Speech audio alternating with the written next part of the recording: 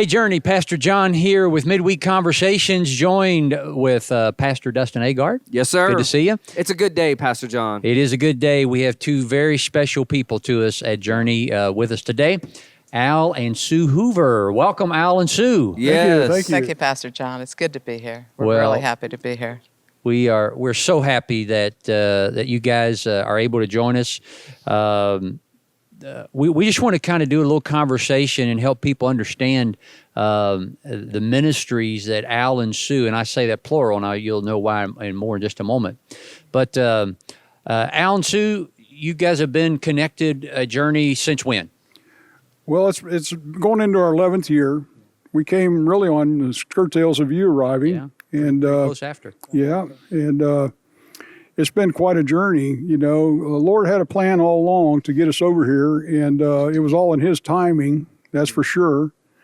We had actually visited this church. We visited before. a couple times. Yeah. Initially, going back probably 13, 14 years ago, we visited, and we thought, well, Journey's really a nice church, but it's a little bigger than what we're kind of new Christians, and we were like, oh no, we it's too stayed big. in our smaller church, but we're so thankful that we were able to finally get over here. Amen. I'm so glad that God brought y'all because I love your heart. I love your ministry. I can't imagine Journey without y'all. And I'm excited for you to get to hear a little bit about their heart and their story. And you and I have a cool connection. We do. Al, when I first came, you heard my last name. And that's not always good news. And you said, "Hey, is your father David Agard?" Right. And I said, "Yes, sir." And you ended up going to school with him. I did. I think in middle school. Middle school. Yep. Glen Ridge Middle School. Junior high school. Yeah. And then there was also another gentleman, John Matthews. John Matthews. Yep. And what's crazy is what's the safest way to say this? Y'all did not know the kindness of God in middle school. That would be the best way to share that. Yeah. And yet, God and His kindness. Oh my goodness. Not only are all three of you following Christ, you're all part Amen. of Journey. Amen. And I just thought, how cool Amen. is that? Yeah. And so I just thought that was a neat connection It with our is. family, Yeah. and just to know that. So Absolutely. really neat. I was just so thrilled that David was here, and then you came along, and the role we were that you so have, and excited how, when you came along. how God's worked in your life all along, and just getting to know you has just been an honor. Thank you. Amen. Yeah. All right, let's start with the name. Just As You Are. Tell us, how'd you come up with that name? Well, just as you are is it's a combination of a way that kind of our lives were going. I was never raised in a Christian family, didn't really think I even needed God. I thought I had this whole thing fine and dandy. And, then as life comes at you, I started making mistakes and, paying prices for things and thoughts and actions that I did. And, Sue and I got together when we were young. She had just turned 17. We wound up living together for 2 years because we weren't Christians, and we didn't believe in. We were kind of anti-hippies, We were is what we hippies. were. That's the only way I can put it. Yeah. And so we lived together for 2 years, and then Sue wound up getting pregnant, and we got married when she was 8 months pregnant, and we were married for 5 years, and the marriage, because we weren't Christians and walking with the Lord and living in the world. Drugs and alcohol got in the way of that. We wound up getting divorced. But we had good intentions. We had great intentions, and we had great hearts, and we loved each other. Yeah, but we did. We went through a lot of we good went by our times, and we feelings went through a instead lot of of by hard times. Christ. But as a coincidence to that, or consequence to that, we got divorced for 15 years. Yeah. And during those 15 years, nothing changed. For me, I kept running wild. He ran wild, not me. Not her, no. Actually, not her. Actually, she just ran a little wild, just a little wild. I was lost too. I had to find my way. And all of us are, even walking this walk in this world.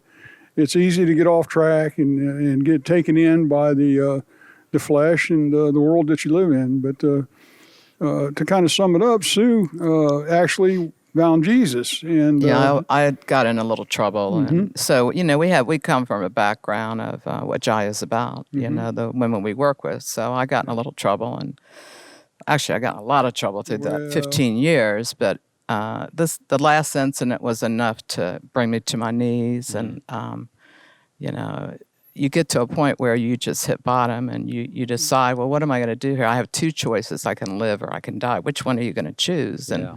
And I just was at that point. I still remember it was back in 1989. So on June 19th, and I had worked out of my home, and I was in my office, and I got on my knees and just gave my life to Christ. I just gave up. I just said, look, I can't do it. I can't do it on my own, and so you have to do it for me, God. And He did, and like. It's like I always tell everybody, it's like that day, it's like I took off my rose-colored glasses, and I was actually able to see, oh, this is what life's really about. And It's that verse that you find your life when you give it up. Amen. Right, absolutely. Amen, that's for sure. I love that. Yeah. So I started. And I thought at the time, I was nowhere near where she was at my breaking point in humility that I needed to surrender. I thought, well, oh my gosh, Sue's a Jesus freak, Yeah, he would call me now. Oh, no. Yeah, he was in work release at the time. I was we have two children in work together, release. so he would call me and we would, talk about the kids, and I just said, look, sorry, buddy, but this is the deal now. I have Jesus in my life, and if you want to talk to me anymore, we're going to talk about Him. Come on. Yeah. That's how you handle it, women. If you want to talk to me, you got to be good with Jesus. I like Amen. that. Yeah. Come on. And this is we're leading up to the name, just as you are ministry. Just as you are. And so I started witnessing Al, and he finally gave his life to Christ. We started going to church, and he would come out on the weekends, and he would go stay at my mom's, and so where she was at. Yeah, but and we just dated. We started dating. Let me just pause that there. I think one of the most hardest things for somebody to grasp, I want you to think about this. Imagine God using you and your ex-spouse to create an incredible ministry. Like it's the craziest thing somebody can come up with, but that's the power of God. Amen. Like whatever you think is impossible, that is what God does. He brings restoration. I love that about y'all's story. Oh, yeah. Well, if you knew us in our past and you knew us in our first marriage and the 15 years, wow, God had a sense of humor because He took the two least likely, us two. We were a hot mess, and He brought us together because He knew our hearts. So Al, you give your life to Christ. Yeah. At what time does it go from, okay, now you're both believers, to now you go, well, hey, we got to go back and start this ministry? Oh, that took quite a while because we dated for about a year. Yeah, I checked him out for a year. This is a story we tell our girls all the time. Listen, they're big manipulators. Yeah, we had tried former a couple addicts times to get back they're like together, that. and, They manipulate. didn't work out because I wasn't sincere.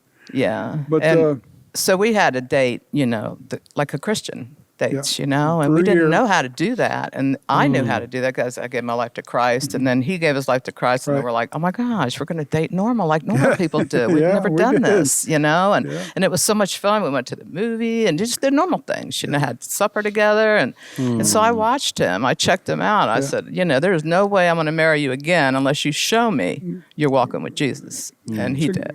Great His character example of changed walking your everything. talk, and I had to live it, and still do. But the thing is, she tested me for a year, and then we got remarried, and we've been remarried. Dragging our kids to the altar. You're not going to marry him again, Mom. There's no way you two are getting married because it's really hard on our children too. We've been remarried for 28 years, be 29. 28 years. Yeah. Come Coming on. up in 2 days. That is unbelievable. Yeah. And so in 2 days, In it'll 2 be. days, it'll be 29 years. Is that right? Yes, sir. That's So awesome. imagine if we that had to is- stay together all those years. Wow. Well, we're not going to add all them numbers up because it's scary. but Yeah, we're but old, I've known her so- since she was 17, and I was 18. So Yeah. But the thing is, with all this happening, of course, when we got back together, we didn't have anything. We really We had to literally start had over, to start rebuild over. our lives. And we did. We went to work on that. But once we became Christians, we had that burning in our hearts to kind of serve. And we were seeking ways to do that, and we weren't connected with a church that was doing a lot of service work or opportunity to do that. So we were doing financially what we could, like a lot of people do. We became very wealthy quick. It's like God really blessed us, and so He did. We know God uses all of us differently to give. In different ways, and everybody has different gifts. And at that time, we were able to bless our church and bless others. And we kept saying, but we want to do more. We know God can use us. And so we want hands-on. We wanted hands-on. And we were going on the restaurant and telling people our story because, we were bikers and we stayed bikers as Christians. And we would sit down at the restaurant and the guy would come over, okay, what kind of drink you want? We go, we don't do that. We ended up praying with him before we left. We're like, hey, we need to pray with you. But it took 13 years for us to get back together, establish ourselves, and then actually begin the ministry. Yeah. And part of the ministry is a result of the things that both of us went through, but more specifically, the prison side of the ministry was the time that I did and the things that I did on my journey. And I always said to myself, if I can ever get straightened out, I want to come back and give back and really, share my story. And so when we got back together with the things that God did in our life, bringing us back together and restoring our whole family, because we have two children as well. He's so and good. Of course, I was looked down on because I was a deadbeat dad, and I was all those things that, you do when you're not walking like you should. And, we, about 13 years, I come home and I said, honey, I want to start going to prison. And we had some friends that did prison ministry. Al Paquette Ministries. I don't know if you're familiar with them. But we signed up with actually Bill Glass Ministries and started as an international prison ministry. And we started traveling to prisons in Florida and taking motorcycles inside the prisons. We would go on the weekend to the prison yard, and we'd go out on the yard and witness to the guy. Oh my gosh, it was so scary, because I had never been in a prison like that. There's like 1,500 it was men on the yard. eye-opening, and it was a great. That's where it started. That's where it started, and so we started, thinking the flatbed truck on the flatbed trailer. So this is what happens. We go to this prison, this men's prison, and they tell us, well, we want you to get up on this flatbed truck and give your testimony. And I'm like, are you kidding me? There'd be 1,500 men out in the And I'm like, I had yard. never spoken in public in my life. And my knees were knocking. I was terrified. It's all about God. When God tells you to do something, you have to be obedient. And so I was like, oh, my God, am I going to get up there? And we did. And that's what started. That's how things we shared our testimony. And it was amazing. It's just amazing to know that we could touch somebody in the audience about where we come from. And after that, all the men came up to me and go, wow, that's our story. I need to get in touch. I'm sending letters home to my kids, and they're coming back to the prison, and what can I do? And so it's a great example of how your testimony can affect others. Oh, my without goodness. You even realizing, just sharing your story can just change lives, and it's just great to be able to do that. Revelation says that people will get saved by the blood of the Lamb and the word of the testimony. Amen. Yeah. What are you going to say, Pastor John? There's a lot that we can talk to and talk about on that. Al, what you said I was a deadbeat dad. Mm-hmm. Those of us that know you now, it's like, who are you talking about? Yeah, I mean, it just shows you the grace of God, it is, and it shows you how the Lord works with us to the point we are new creations. Yeah, absolutely. That people who would have known us from middle school, and now through your first marriage, your divorce, and get back. Yeah. I've heard Al and Sue's story a few times. I'm always amazed by what God's done. So in the interest of time, I'm going to jump ahead here a little bit. Mm-hmm. So started working with the Orlando Work Release Center. That's women. Yes. Here off Silver Star. Right. Yeah. And a unique ministry that you guys started doing is not only going onto that facility, onto that campus, but you started at some point bringing them off of that campus into a church. Right. Yeah. The first one was a little church over off Silver Star, but then coming here to Journey, oh, wow. bringing, and I don't know that people understand the bureaucracy, the red tape, what it takes to actually get people incarcerated off of a prison facility into a public space like that. Right. It's a lot. It is. And a lot of people don't understand. They hear what we do and they think, oh, it's another jail ministry. Well, we've never done jail ministry. This is prison ministry. Exactly. Yeah, it's Department of And, Corrections. it works like this. You get in trouble, you go to jail, you get arrested, you go to court, and if you're bad, you get time and you go to prison. Yeah. And then that's where we come in. It's always been prison. We never had time to do county.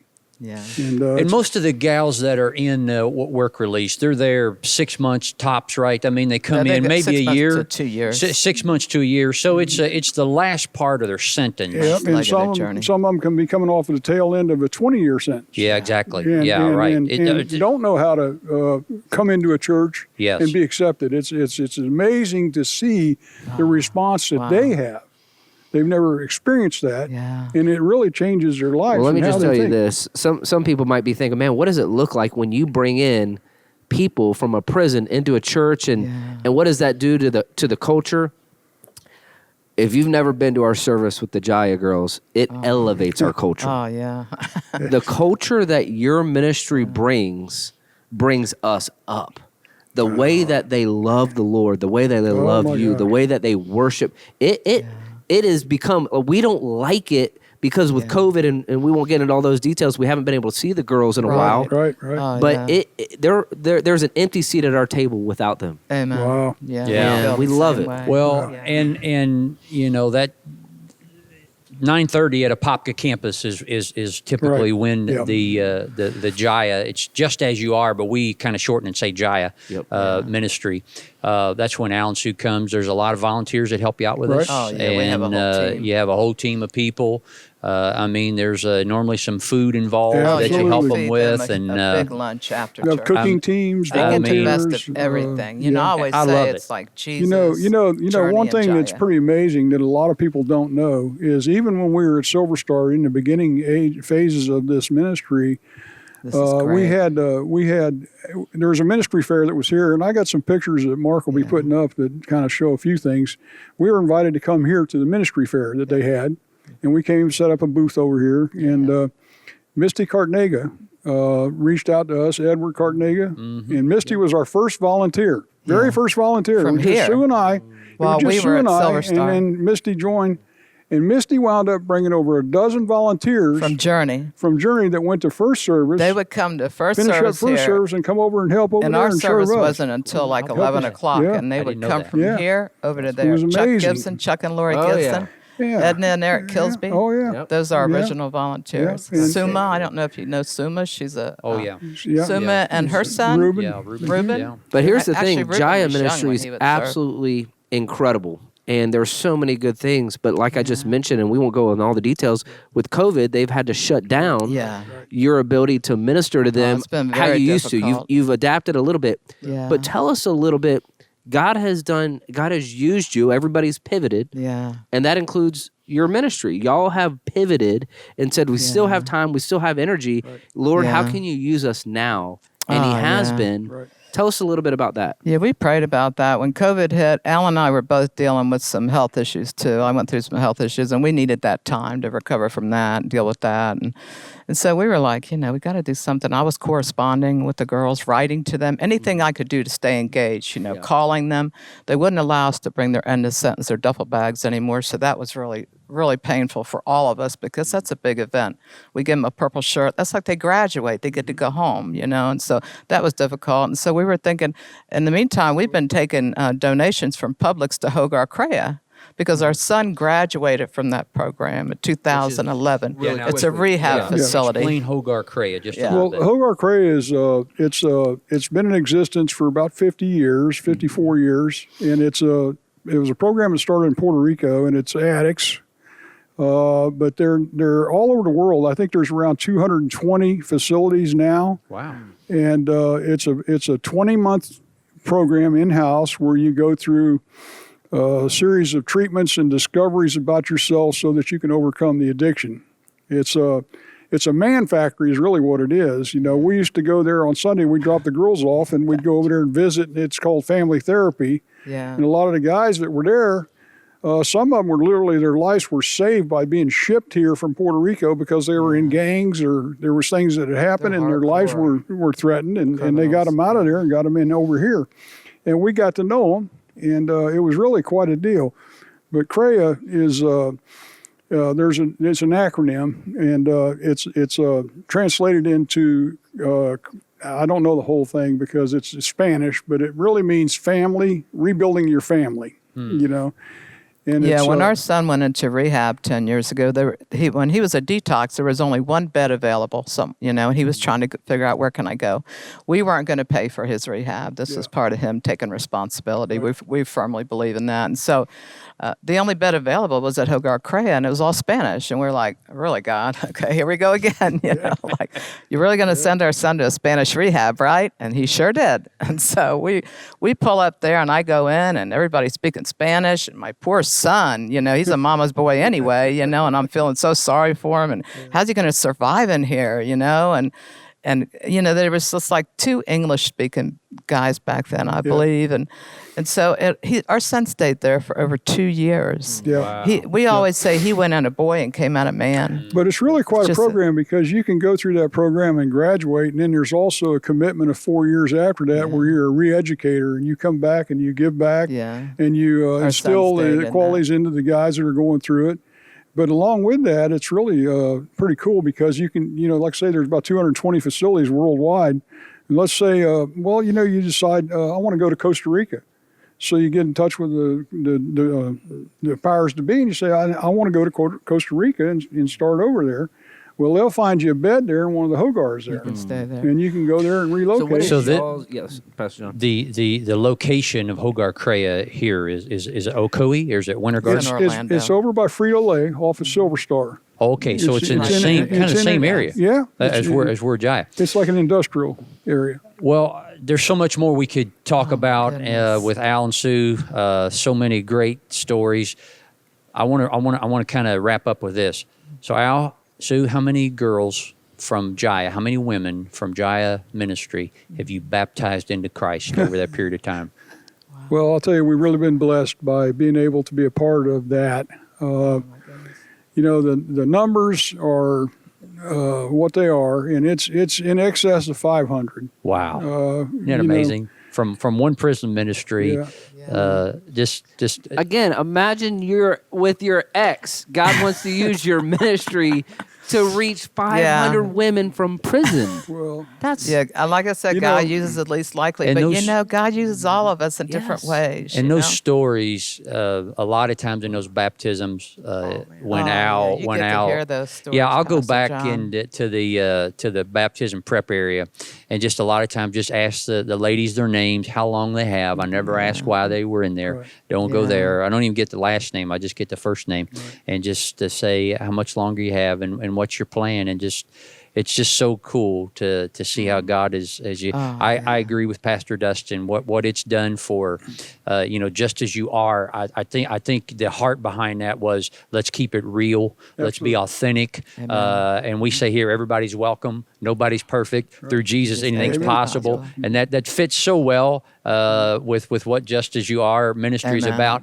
But now that Hogar CREA has been coming in this shutdown season, COVID. Now. So now there's several of those guys that were baptized recently here, right? Yeah, right. So you've baptized probably a dozen of those guys. Yeah, we're right about that. Right about 12. The thing you asked me early on, what Just As You Are stands for, and I used to think that I needed to do something to get cleaned up to come to Christ. And the reality is, He wants you just the way you are, so He can begin to change you. And that's what we live. That's what we breathe. That's what we tell our girls. To, Jesus loves you just as you are. If you look real close, just as it's A-S or capitalized and underlined, that's for Al and Sue. Gotcha. I was wondering about that. Hey, listen. That's only here in Midweek Conversation do you get that type of detail. We always say it's not about us, it's about God. And I'll tell you what, all this started out of obedience. Yep. God said, you need to step out. A step in faith. You need to come and make a difference. For me. We were both scared to death. We were terrified to go. Well, let me tell y'all this. I can't imagine Journey without y'all, without your ministry. And if you don't know Al and Sue, their heart, they have a calling, to women and people in prison, but their heart is for everybody. They have such a big heart, and I just want y'all to know God has used and is using you, and we are so grateful. But Journey, what you need to know is that when you give, you are a part of this ministry. Well, we're so thankful. Like your generosity is what is propelling them so that they can keep doing what God has called them to do. And so thank you for what you do. Amen. I was Thank just going to thanks Pastor Dustin for saying that. Alan, Sue, and Just As You Are Ministries are one of our strategic mission partners. We only have a handful of strategic mission partners, and one of the leading strategic partners that we have, particularly with a financial commitment, is to Just As You Are, and we've just seen how God has just blessed your work again and again, and we're just so grateful to partner with you. Yes, Oh, and you know, it's- we have to say this. You know, it takes a village. Like, you know, I was telling Pastor John, you know, it's Jesus and it's Journey and it's Jaya. You know, we're all together. You know, if you only knew what it means to our girls when they walk through these doors on Sunday morning, and they're received with so much unconditional love, and that's where it starts. The minute they walk in the door, and then they come down here and they see what worship's all about. They have no idea. Some of these women have never been in a church, and we're bringing them here, and they're terrified. They come, and we take them in that bathroom down the hallway, and they get in front of the mirror. They haven't seen a mirror in so long. They get in front, and I stand down there and I pray and I tell them, look, you know, you're going to walk out there and everybody at Journey's going to go, wow, who are those girls with those shirts on? Because we all wear the same shirts. Here's one of the reasons why they're terrified. Yeah. Are the people there going to judge me? And so Journey, exactly. when you love broken people, when you huge love people, difference. you have no idea the welcome mat that you're putting on for Jesus. When they walk out here, I tell them, you know, they're all looking at you because you're beautiful. Yeah. That's why. Don't forget that. You're a child of God. So You know, the He created you. giving is not just financial. That's important, but the giving is also of love and acceptance and grace, and just practicing what we say. Everybody's welcome, and I believe, and I've told other ministries leaders around the country. One of the things that changed Journey to be in a place where real people, where there's a value of authenticity, is when Jaya came to Journey, and how that changed us. And so we're able to talk. Just as you share very honestly and transparently your story, your broken, messed up lives, and Jesus comes in and changes that around, and that story is multiplied. But especially in these ministries, prison ministry, recovery ministries, it's such a need. And Alan, Sue, I just, before we wrap, I just want to say thank you again. Thank you for all that you represent and all that you do. We're proud of you. We love you, and just pray the Lord continues to give you favor and good health and the ability to keep going. We'll hopefully soon we'll see the Jaya girls back with us at the Apopka campus, and then we have the Hogar Crea guys. So we'll have a little standoff here. Like I said, I already told the guys, look, you're going to have to sit behind the girls. That'll be great. God's got a plan in all of it. Amen. He does. He does. We're very thankful. We love our Journey family. Hey, thank you for being with us today at Midweek Conversations. It's such a great conversation with Al and Sue Hoover. Remember to keep joining us. This is day 10 of Daily Acts. So all the way through the month of February, so many people have been joining us on Daily Acts. And we hear so much good conversation. It's like a congregational conversation every day. So the new teaching drops at 6 a.m. every morning. Journey YouTube, don't forget to go there. We're excited about taking you through this journey of the book of Acts. And we have people like Al and Sue Hoover who are living the book of Acts, who are living out the book of Acts every day. And we're so blessed to be a part of that. Hey, Journey, thanks for joining us, Midweek Conversations. As always, we're loving the journey.